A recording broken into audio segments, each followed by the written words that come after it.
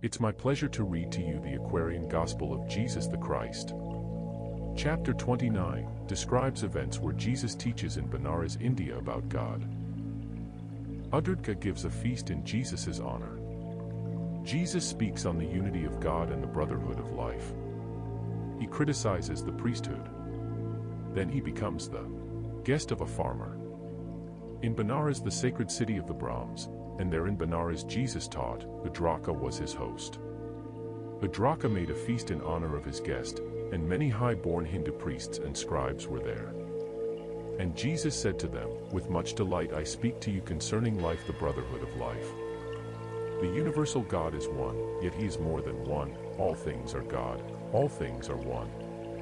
By the sweet breaths of God all life is bound in one, so if you touch a fiber of a living thing you send a thrill from center to the outer bounds of life. And when you crush beneath your foot the meanest worm, you shake the throne of God, and cause the sword of right to tremble in its sheath. The bird sings out its song for men, and men vibrate in unison to help it sing. The ant constructs her home, the bee its sheltering comb, the spider weaves her web, and the flowers breathe to them a spirit in their sweet perfumes that gives them strength to toil. Now, men and birds and beasts and creeping things are deities, made flesh, and how dare men kill anything? 'Tis cruelty that makes the world awry. When men have learned that when they harm a living thing they harm themselves, they surely will not kill, nor cause a thing that God has made to suffer pain." A lawyer said, "I pray you, Jesus, tell who is this God you speak about? Where are his priests, his temples, and his shrines?"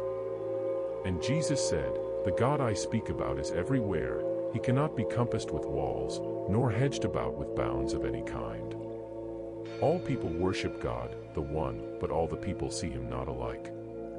This universal God is wisdom, will and love. All men see not the triune God. One sees him as the God of might, another as the God of thought, another as the God of love. A man's ideal is his God, and so, as man unfolds, his God unfolds. Man's God today, tomorrow is not God.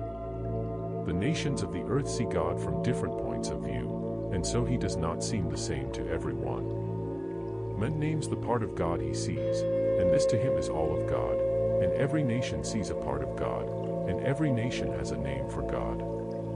You Brahmins call him Parabrahm, in Egypt he is Thoth, and Zeus is his name in Greece, Jehovah is his Hebrew name, but everywhere he is the causeless cause, the rootless root from which all things have grown. When men become afraid of God, and take him for a foe, they dress up other men in fancy garbs and call them priests, and charge them to restrain the wrath of God by prayers, and when they fail to win his favor by their prayers, to buy him off with sacrifice of animal or bird. When man sees God as one with him, as Father God, he needs no middleman, no priest to intercede. He goes straight up to him and says, "My Father God." And then he lays his hand in God's own hand, and all is well. And this is God. You are, each one, a priest, just for yourself, and sacrifice of blood God does not want. Just give your life in sacrificial service to the all of life, and God is pleased. When Jesus had thus said he stood aside, the people were amazed, but strove among themselves. Some said, "He is inspired by holy Brahm," and others said, "He is insane," and others said, "He is obsessed, he speaks as devils speak." But Jesus tarried not. Among the guests was one, a tiller of the soil, a generous soul, a seeker after truth, who loved the words that Jesus spoke, and Jesus went with him, and in his home abode.